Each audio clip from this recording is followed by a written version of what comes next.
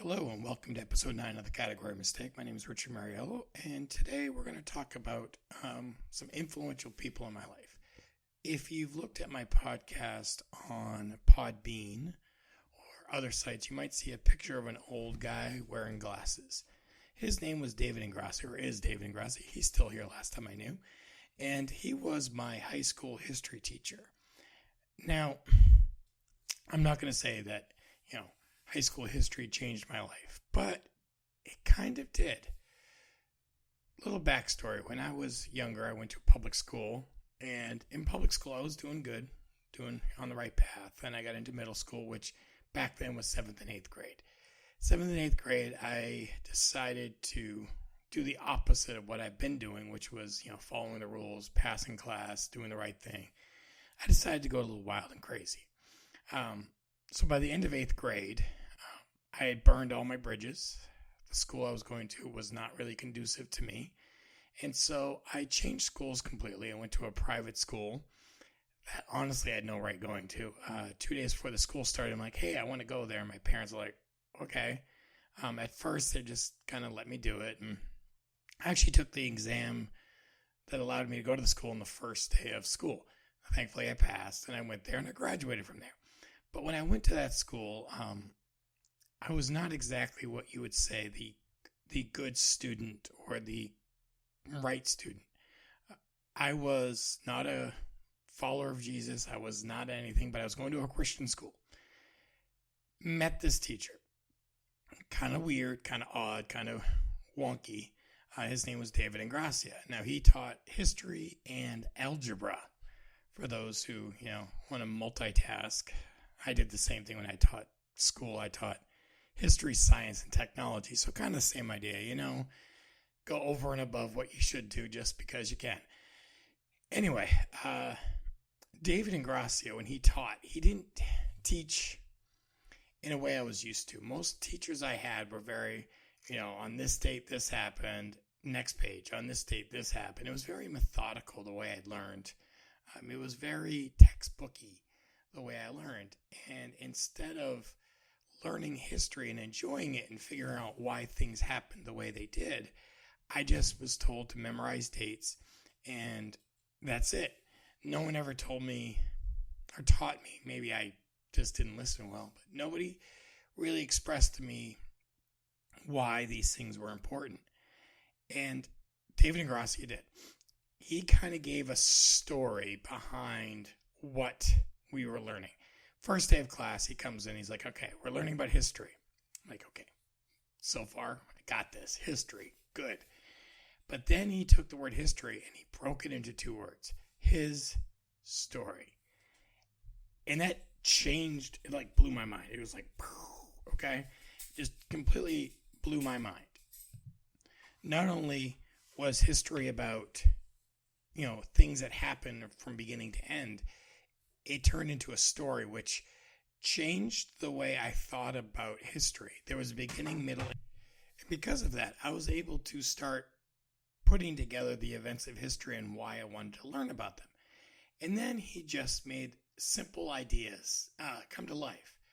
It isn't just about, Christopher Columbus discovering North America, discovering the islands like Jamaica.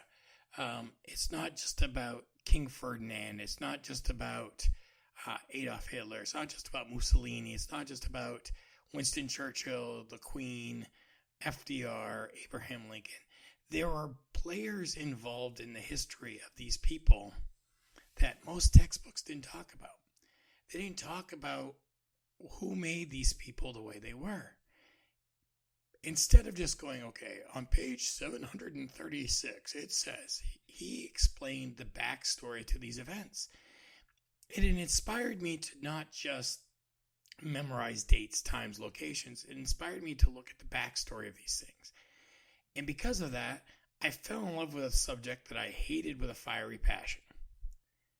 Now, maybe I should do that in my life today, the things that I think I hated with a fiery passion. Maybe try it at a different angle, different way of looking at it, a different system. But after one day, this man made me fall in love with history. It was crazy.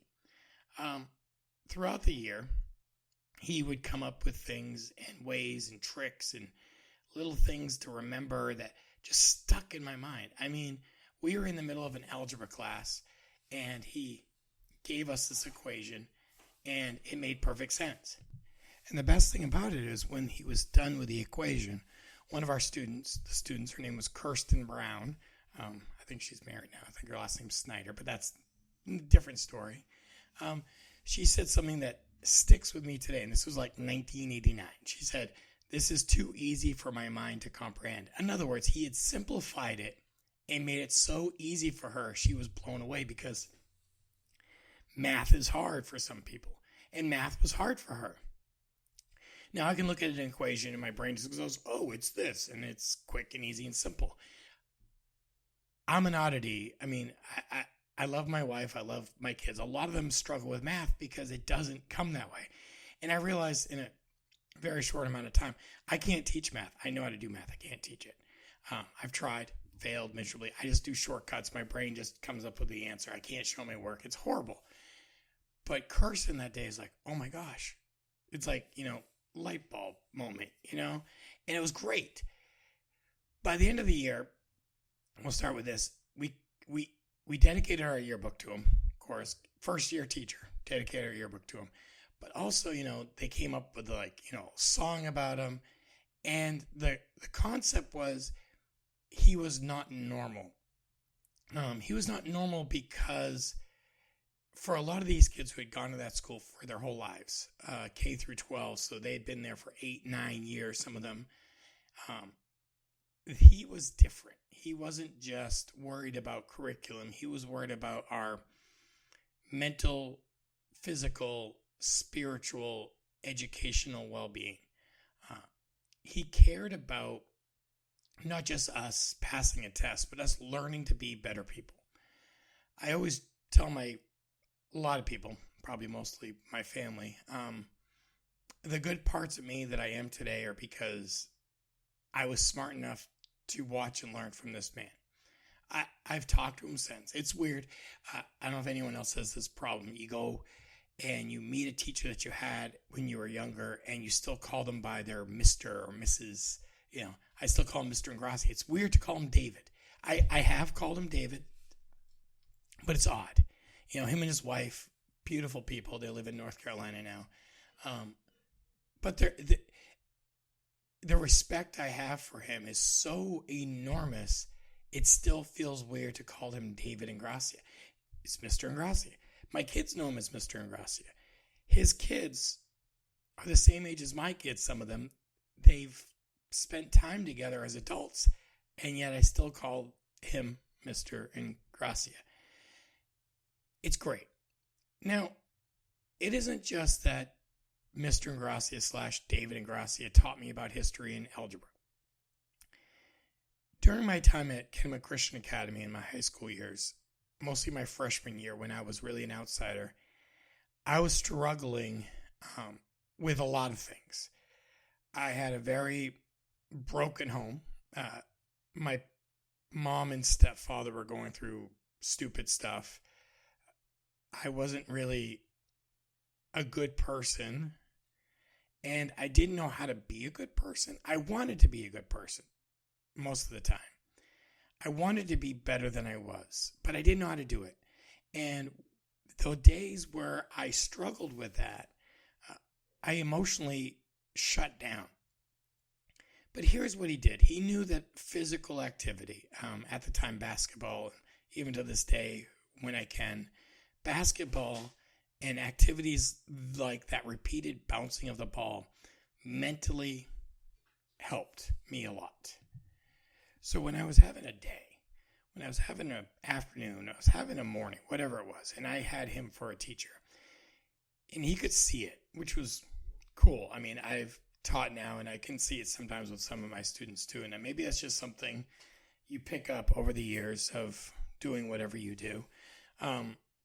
He would send me down to the gym, and he'd say, go shoot, go dribble, go do something like that. And I'd do it for like 10 minutes, and I'd be fine after. It just like I needed a reset, and he knew it. Now, in today's world, that happens probably more than it did in the late 80s, early 90s, mental well-being was not as proficiently taught in that time period as it is today. Today, we're told to care about our students' feelings and to work through things and conflict resolution and all that jazz. In the 80s, it wasn't as at least I never saw it, except for with this gentleman. Not to say that I had horrible teachers. Most of my teachers in high school were amazing. They dealt with a lot of stupid that I put them through. And sometimes I was just a total butthead to them. But here's why I list this podcast as the category mistake.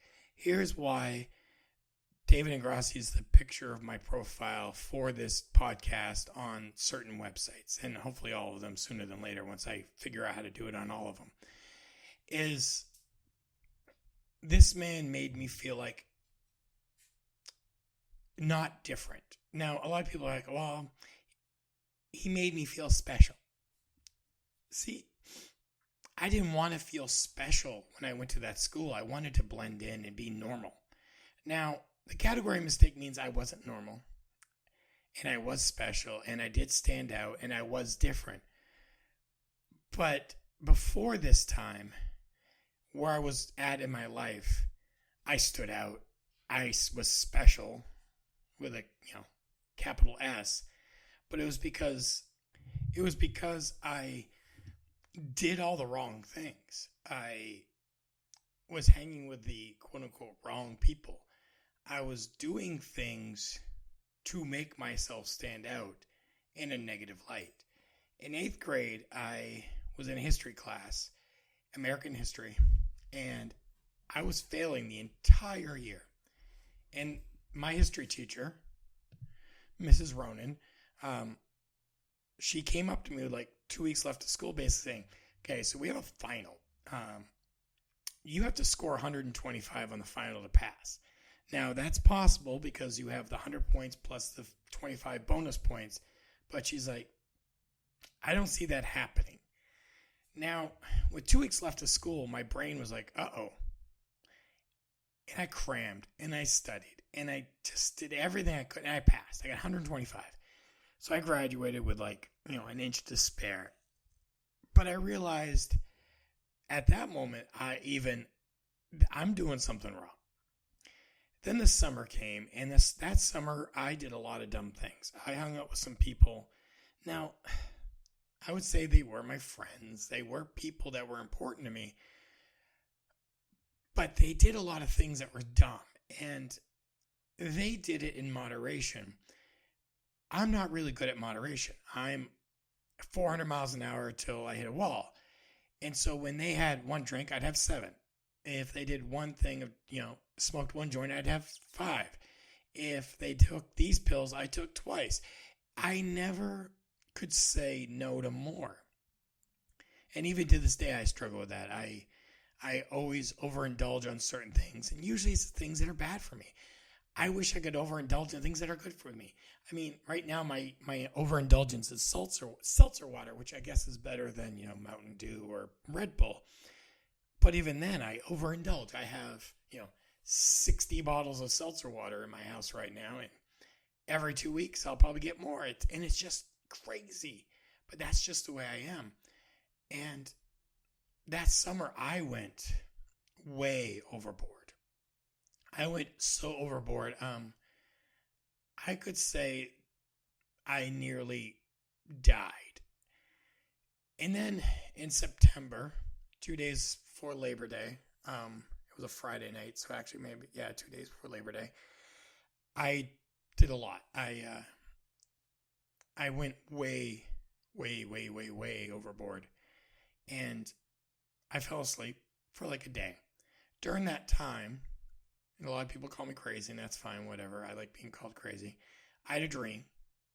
And that dream,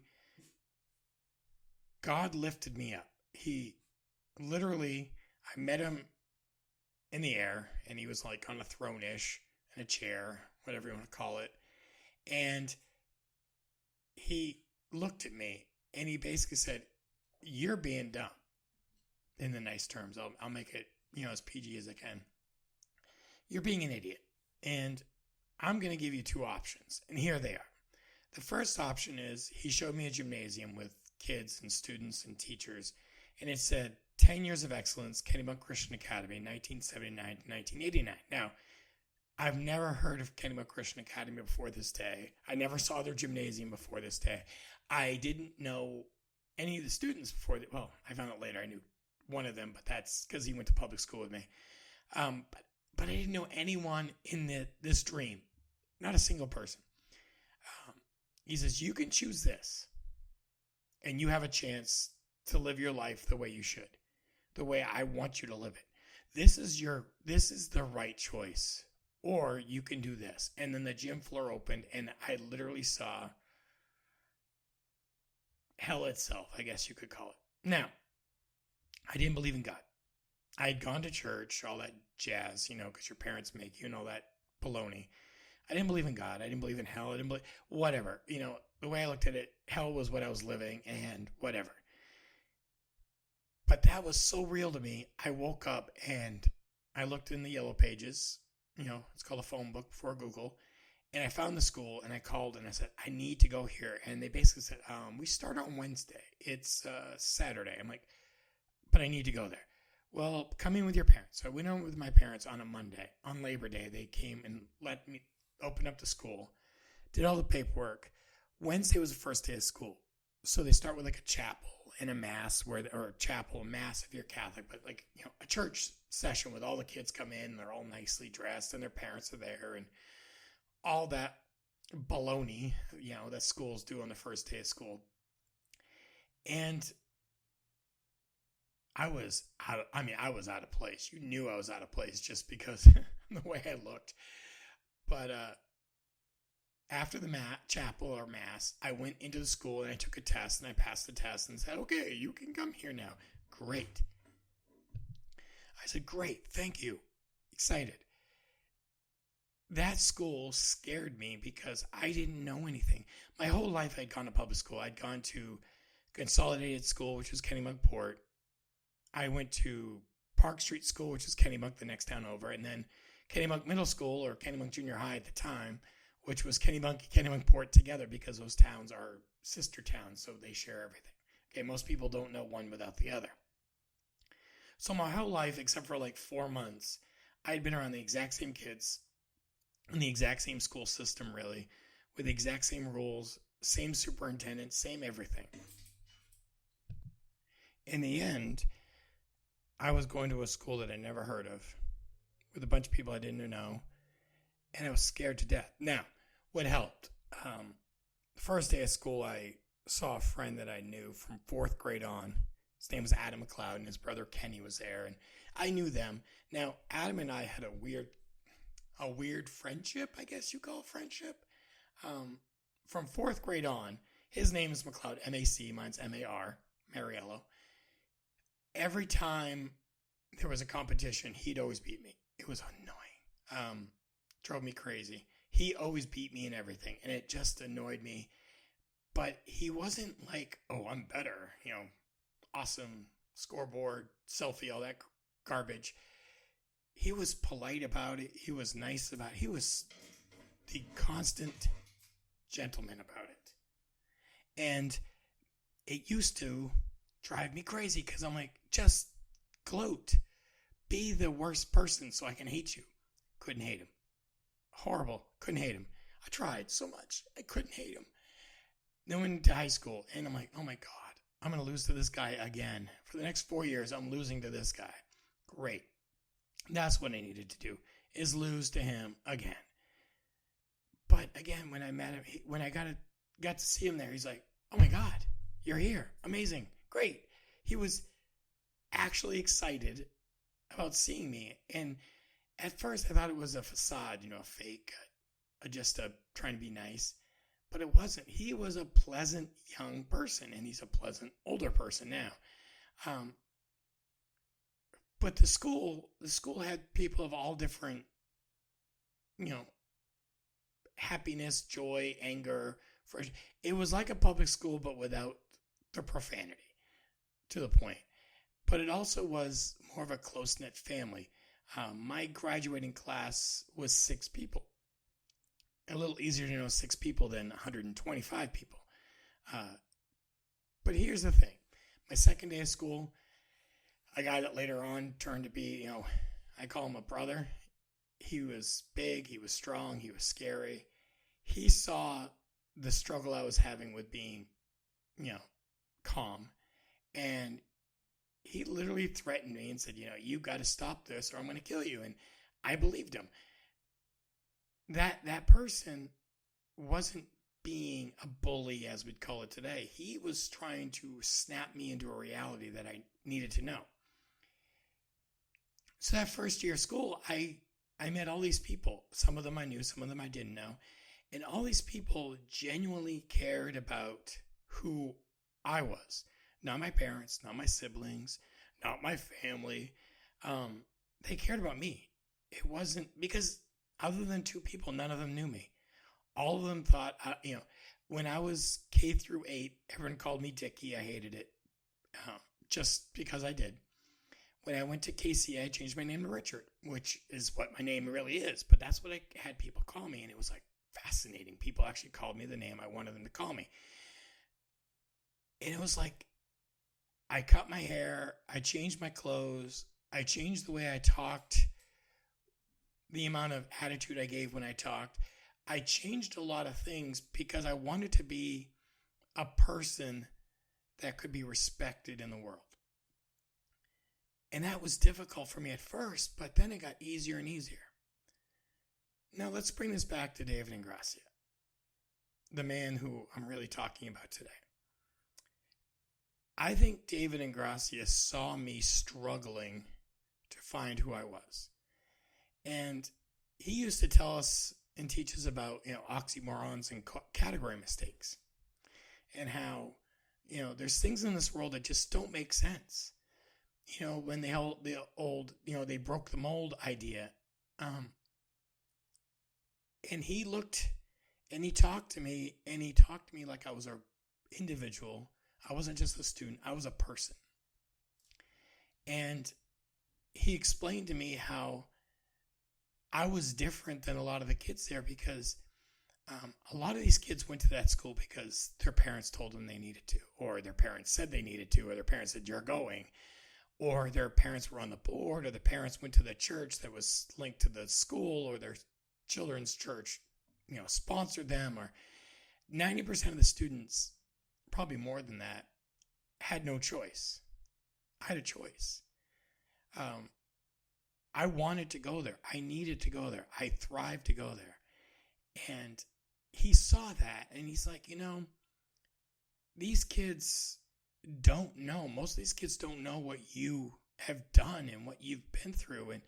And through all that time, you still chose every day to come here. You had to get rides. You had to figure out transportation. You had to figure out money because my parents stopped paying for it. You had to figure out how to do homework in a crazy house. You had to figure out clothing and how to afford to buy the clothes that you needed to go to school. You had to figure all that out when most of these kids, they never worry about that. Their parents just take care of it. You didn't have all that. You had just yourself. And like it or not, that makes you different. That makes you special. And it really made me feel special. It made me feel special because most of my life, I'm the middle child, which if you didn't know means that I'm probably sad, depressed, and angry all the time. But really most of my life I had been playing parts. At certain people's houses, certain people in front of certain people, I would be a certain way. And then I'd go and I'd do something else, and I'd go and do something else. I would always change who I was depending on who I needed to impress. I didn't know who I really was. I didn't care to find out who I really was. I was afraid to know who I really was. And in that time, I was allowed to be who I wanted to be. I was allowed to be me. I'm a little quirky. I'm a little off. I like to talk. I like to communicate. I like to know random things that most people don't care about. But I also like to care about people. I care to this day, like, things make me cry, things that make me upset. We're sponsoring a child in Brazil, and we drove through her village without even knowing it was her village this summer when we went to Brazil. And looking at the village, I'm thinking to myself, how can these kids, how can they do this? How can they thrive in this? Well, they can't. That's the point. That's what made me upset. But back in 1990, my parents were going through a divorce. We lost our house. We moved in with my grandmother. My world was falling apart. But when I was inside those walls of Kennebunk Christian Academy on C Road in Kennebunk, I was just a student. I was safe. I had reliable teachers. I had food to eat. I didn't worry about what was happening in my world outside. I could just be me. David Ingrassia helped with that. And when I've talked to him a lot and I've thanked him a lot, and he's always like, well, he doesn't take any credit, and it drives me crazy because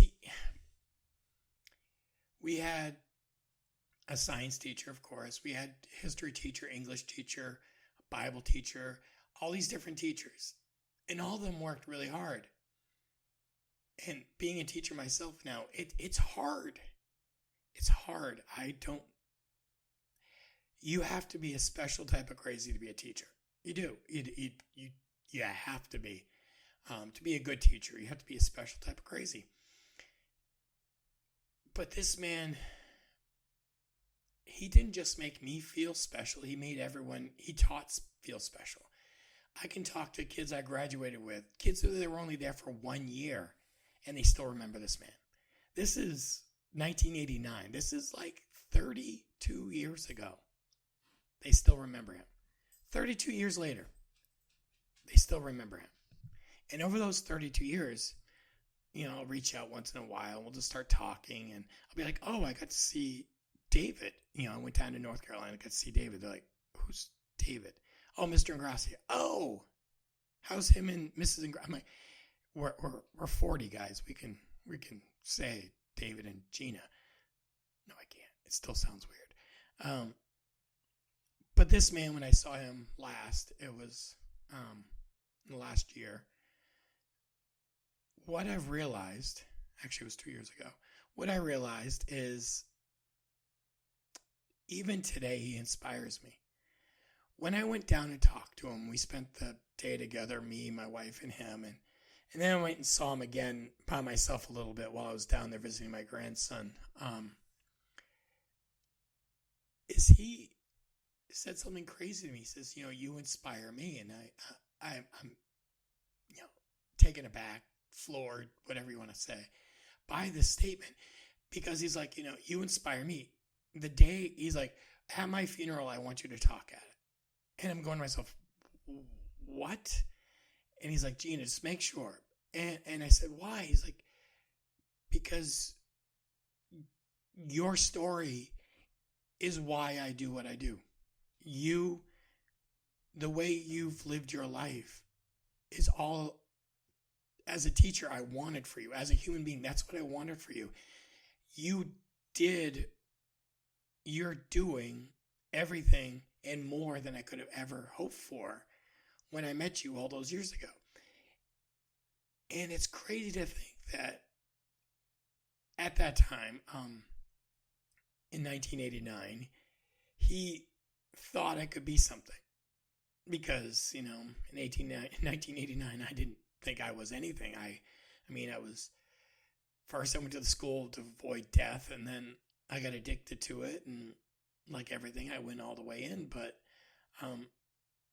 all these years later, he even right now, I'm teary-eyed because this man that, I can honestly say is the closest thing to a real-life hero for me. This man says I inspired him, and I don't know why. he saw in me something I didn't see in myself, and he still does. Every week I talk into a microphone. Every week I tell you something about either myself or the way I see the world or musicals or movies or whatever else. Without this man, I wouldn't have a voice to say these things. He told me and he showed me it was okay to be different. He showed me and told me it was okay to be a little odd, to be who I wanted to be, to speak about things that maybe are a little quirky, a little different, to not just look at, the founding fathers, to look at the founding fathers and who made the founding fathers and what was going on in their lives when they were being the founding fathers. When Hamilton came out, I already knew the story. So the musical, great. The book is great. But I knew the story already. So when the book and the musical came out, I could use that to my advantage. I could teach my students, the musical says this, but let's look deeper. This is actually what happened. This is actually how it happened. And that was because he showed me that it isn't just about, the small things. It's not just about name, date, location. It's about what is going on in the background. And that's amazing to me. It's amazing that there are people out there that not only like to teach about the background, but inspire others to look into the background. I've had students now for 3 years, and some of them send me videos, and the videos like on TikTok or whatever else, and the videos are on things I've taught them where these guys are like making epiphanies about something I had taught them in 6th grade or 7th grade or 8th grade. And it makes my heart like grow, like the Grinch, 3 sizes too big, or to the normal size from him. I had a parent come up and say, my daughter she's bored because everything they're teaching her without you there this year is in a public school is stuff you already taught her. And she's kind of liking it because she feels that she's cooler and better and it's happier times, because let's be honest, when you're a kid in school and you know the right answer and you don't have to struggle, it makes you feel good. And that's what I did. And I wouldn't have even thought that was possible in 1989. If I was being honest with myself and with the world, I would say that being a teacher was not on my radar at all until, a year later, 1990. When David taught me, he taught me that I just needed to see the world a little different. I needed to see the category mistakes in the world. There are people in the world that are different. There are people in the world that change the world because their perspective is a little different. And the world needs a little different. If we all just stay the same and we're all just, working 9 to 5 and punching a clock or whatever else, and we're, complaining about the government, complaining about our student debt, complaining about the bills, complaining about this, we stop seeing the bright light in the sky. We stop seeing the things in the world that inspire us to be alive. Things that inspire me today are my grandchildren, my children, even though, sometimes I don't think they inspire me. My children, my grandchildren, these things inspire me. Hearing from my students, even after I left the school that I was teaching at this year, I'm getting my master's this year, so I took a year off. Hearing from my students and their parents basically saying, "Oh my gosh, Mr. M, I got it. I figured it out." That's amazing, because that's what I was hoping for. I have students who listen to this podcast. Even though I tell them not to, they listen anyway. I can't stop them. And they're like, "It's so weird." I'm like, "What's weird?" Well, one, you're on you're on a podcast. And two, without you being here, I'm still learning something. I'm like, awesome, great. But it inspires me because they're excited about learning. I wasn't excited about learning till I got to high school. I wasn't excited about learning until I met David Ingrassia. I wasn't excited about history at all until I met David Ingrassia. I thought history was the most boring thing ever. But he gave me, like Shrek, he peeled back the onion. Many, many layers. Everything from, again, Abraham Lincoln, George Washington, things like Caesar, Mussolini, Hitler, FDR, JFK, all these, Lyndon B. Johnson. JFK gets all the credit for civil rights when it's really Lyndon B. Johnson when he was president. He's the one who did it all. JFK gets the credit. I'd be upset if I was Lyndon Johnson, but anyway. These are things that he peeled back the onion. He peeled back the world to show me, and it was amazing. So I'm going to end with this. At the end of the year, in the yearbook, we had written a song for him. Why? I don't know, because we're crazy high schoolers. But I'll give you a little snippet. It said, a man named Ingrassia came to school. We didn't know him, but he was pretty cool. But pretty soon we all found out what the man was all about. He came to teach about history and its applications to you and me. That's it. Simple, right? We wrote a song about a teacher because he inspired us to learn a subject, and he taught us to be better people than we could ever be on our own. Now, was this God-inspired? Most likely. Was this something that, David's going to listen to this and go, this wasn't me, stop being so, I wasn't that great. Sorry, David, I win this time. He was a good man. He is a good man. And in 20, 30, 40 years, maybe some weird kid will make a podcast about me and how I inspired him. I'm hoping they do. I'd love to think that I help out one student to become a better person in their lives, in their adult lives, and maybe even change their perspective on not just life, but history and things of this world that they can change. Because we can change the world. We just have to take time to learn about the world and the things that work and the things that don't work. And if they don't work, why didn't they work? What can we do to tweak it? What can we do to change just a small thing to make the world a better place? And that's all we're looking for. So thank you, David. Thank you, Mr. Ingrassia, and Gina, and Amanda, and Caroline, and David, and Joey, and I feel like I'm missing somebody. Angelina, I think that's the last one. I think I got them all. Thank you, kids, for sharing your dad, and thank you, David, for sharing your love and your support with me. Because at the time, I really needed it.